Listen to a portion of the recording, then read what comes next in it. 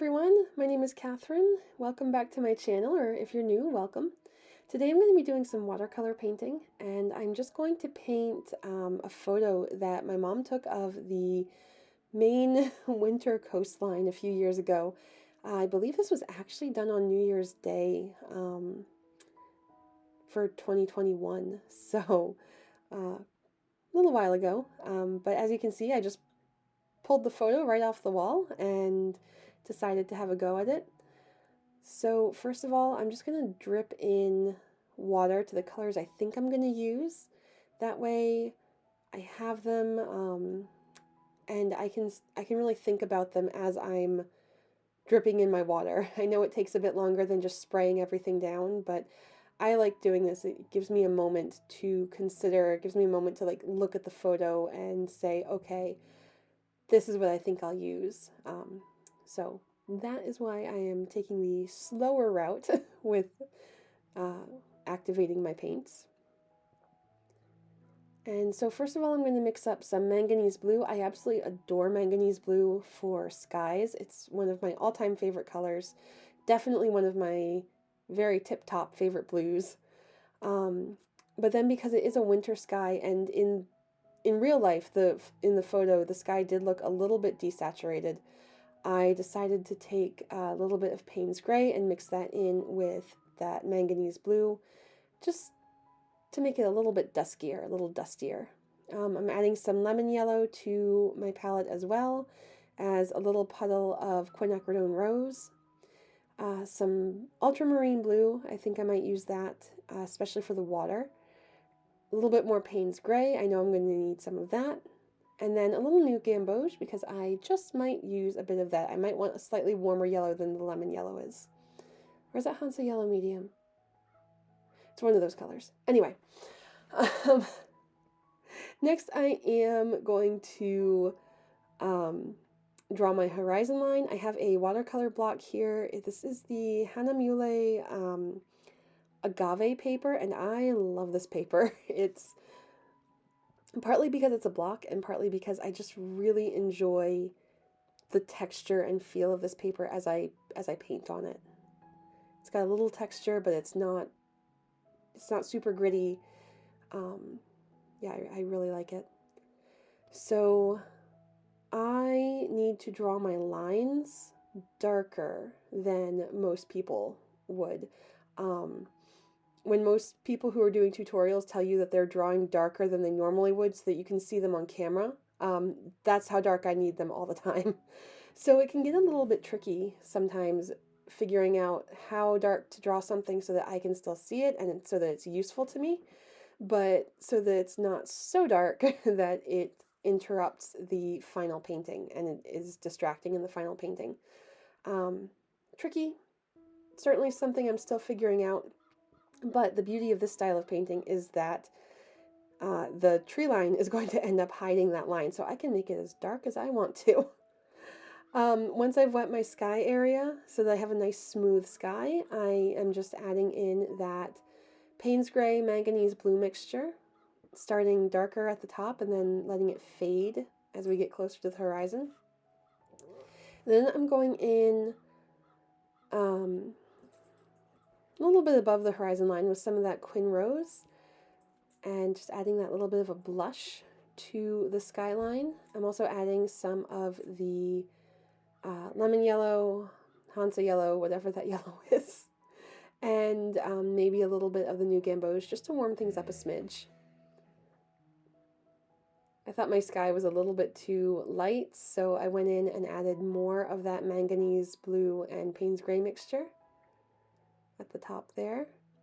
And I'm just adding a little bit more pink. I'm just trying to get a little bit more color in the sky without going overboard. And that's where I sometimes have a hard time finding that balance of just enough without going crazy. Now I want a sort of dusky purple to make the sort of bank of clouds that you see just above the tree line there. And so I'm mixing up some manganese blue, Quin Rose, mixing that into what's left of my manganese blue and Payne's Gray mixture. And so that ultramarine adds a nice, rich color with the Quin Rose and that bit of Payne's Gray that's left in the manganese blue. And I really like that purple. I also like how the ultramarine gives us a nice texture. And I was trying not to go over my horizon line. And I know some of this will get covered up in the with the tree line, but it's very helpful for me at least to bring that all the way down, and then I can cover up just what I need to once I get to the tree line. But that won't be for a little bit. So now I'm just mixing up, I think it's manganese blue with some Payne's Gray. I might have added some ultramarine in there, I'm not sure. And I am starting on the water. So I've got a little bit darker towards the horizon because it's reflecting the clouds. Trying to get some texture and swooshing in there for some ripples on the water, even though it's still wet. But my paint's fairly thick, and I'm going straight in on dry paper, so it's easier to get that texture. And then coming down to the bottom there, I'm adding, again, some darker water, because it's reflecting the deep blue sky right above it. So, you know, as you get closer to the camera, you're also going to see that sort of darker water. And I'm also adding in the reflection of the sky. And this time I definitely did dip into that New Gamboge a little bit more, because I found that the reflection in the water was actually a bit brighter, or a bit more intense, I think.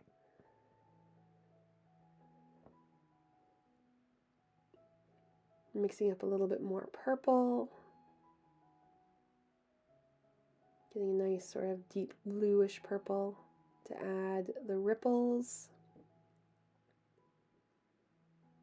This water was really fun, but I definitely had some trouble getting the texture that I wanted, especially in the parts that were farther away. That sort of area, darker area by the horizon line. Maybe I should have used a smaller brush, I'm not sure.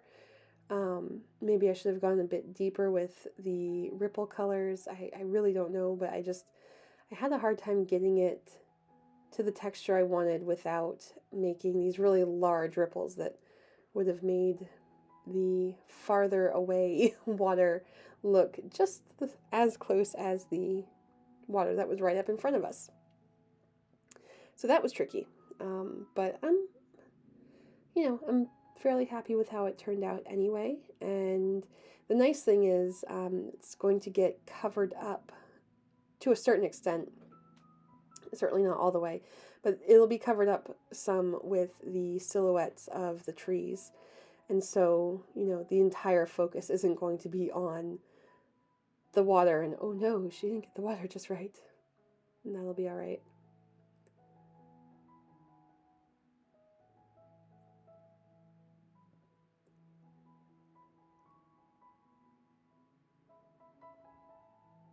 As you can see, I switched brushes a couple of times, just trying to get those ripples the way I wanted them.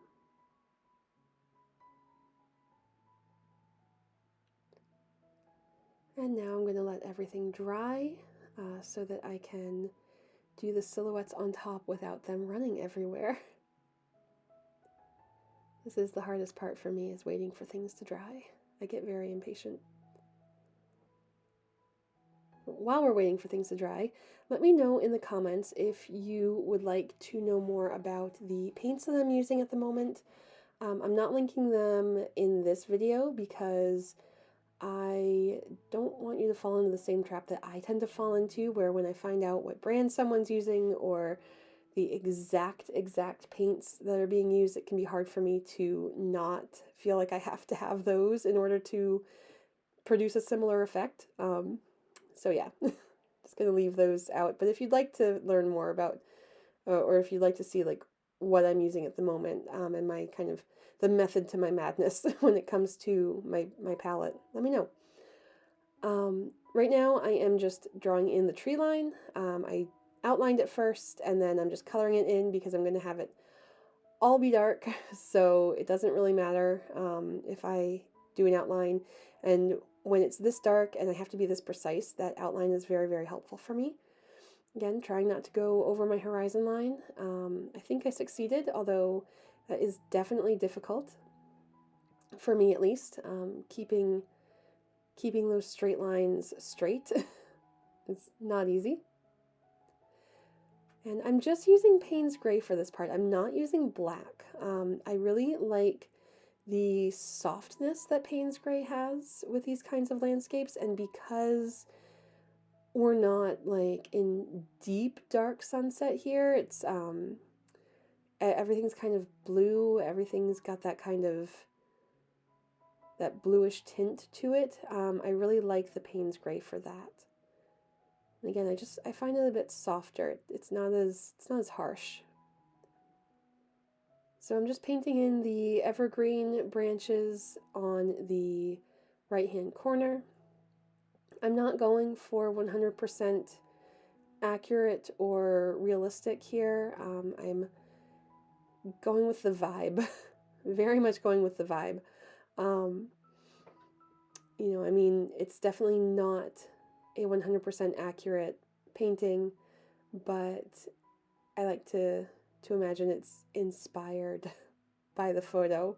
You know, I mean, as I'm looking back at it now while I'm watching the recording, I can see there's a cloud in the sky that I should have added that would have, you know, would have gone behind that tree. And I missed it when I was painting the first time. So things happen. And I personally am not a realism person. I appreciate it, and the people who can do it are absolutely amazing, but that's not my style. I really, because I see in an impressionistic way, I tend to paint in an impressionistic way. So you might not be seeing exactly what I'm seeing in my paintings, but you're seeing sort of how I see, if that makes sense. You know, the colors might not be exactly what I see in real life. I can't figure out a way to show you the incredibly tiny field of vision that I have in a painting. I can't figure out how to make that work, and I've tried. I've been I've been bending my brain around it for a while now, because I think it would be cool if I could figure it out. But I just, at the moment at least, I just can't get there. So instead of seeing what I see, you are seeing how I interpret what I see. And I tend to see in an impressionistic way. I see a blur of, you know, a blur of black lines, and oh, those must be branches, and they're very tangled. I can't see the individual branches and how they connect or don't connect. So, you know, you're seeing my impression of these branches. You're seeing my impression of the tree line at the horizon, and my impression of the sunset, my impression of the water. And this is kind of how I see the world, in a way, or how I interpret what my eyes are telling me about the world.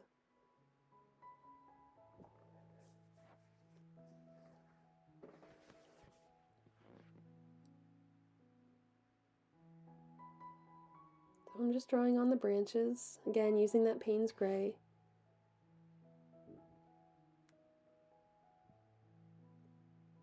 Making some thicker, some thinner. I had a lot of fun with the like thin little spindly branches. I had to actually stop myself from painting more and just completely overtaking the entire picture with like spindly branches, because they were really fun to paint.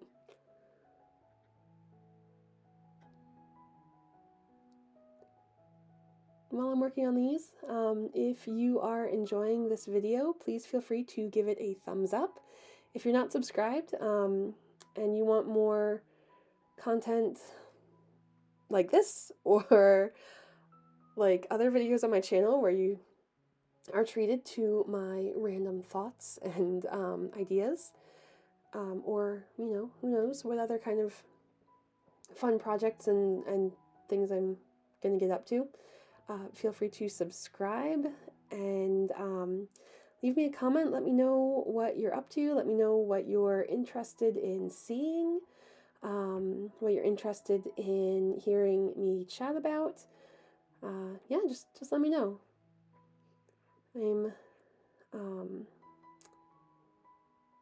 looking forward to getting back into making videos now that I kind of have an idea of space and time and all those things.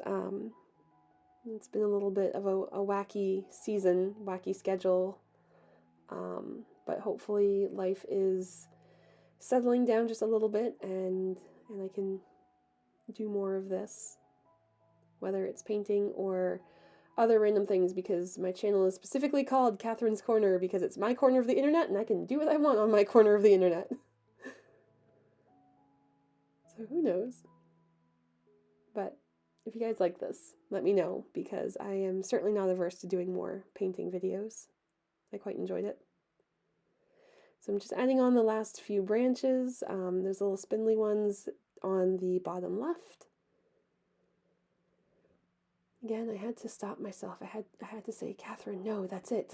No more. You'll completely overtake everything in these spider webs of branches. They were just so much fun to paint.